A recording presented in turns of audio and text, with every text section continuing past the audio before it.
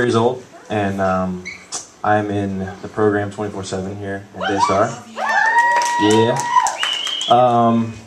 Let's see here. I got a long story, but starts back in Florida, 1987. Oh, sorry. Hold on 1 second. Sorry. Hello?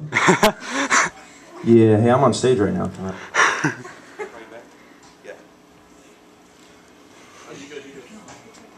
I wasn't really on the phone. What?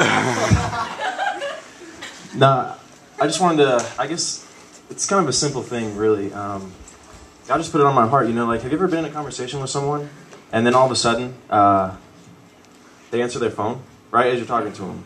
It's really annoying, isn't it? I mean, it's really annoying and arrogant, but, you know, I think that's a lot of times the way we are with God. He's giving us his undivided attention, and yet we're just distracted by every little thing. And that's pretty much my story. I was born without a dad. He left when I was 1, so I never got to meet him, which kind of sent me through life with an identity crisis. I filled that void with pretty much everything from the time that I was young up until about a year ago. But just some of the things along the way that I went through were, you know, in high school, went through the whole, you know, skipping school, drugs, just anything you could have done wrong. That was pretty much that kid. You know, not proud to say it, but just keeping it real with you guys.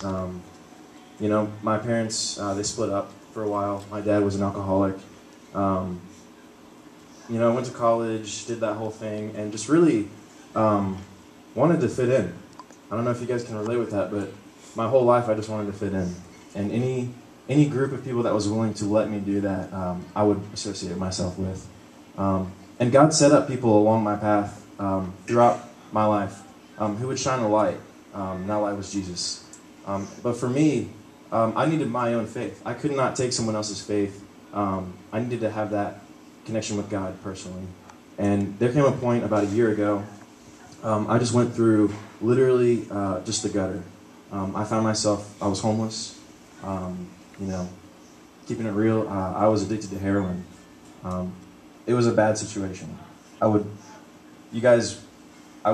wish you would never have to see or meet anyone in that situation, but it was a really dark place. And I found myself one morning in a hotel room alone, just completely out of money, out of people to talk to. My parents had basically disowned me. And I get to this place in life where I really had nothing left. The only thing lower than where I was to be dead. And in that moment, I just said, God, if you're real, meet me here. There was no altar, there was no pastor there, but it was just me and God. And I had a broken heart. And God is in business of fixing broken hearts. He pulled me up out of that. And he immediately restored my life. He gave me my family back. He helped me get over those roadblocks in life that sometimes you have to go through. But I realized that through him and with his help that it was very possible. So I find myself today in a completely different situation. I have complete restoration with my family. I have friends now who walk with me. Instead of holding me back, they push me forward.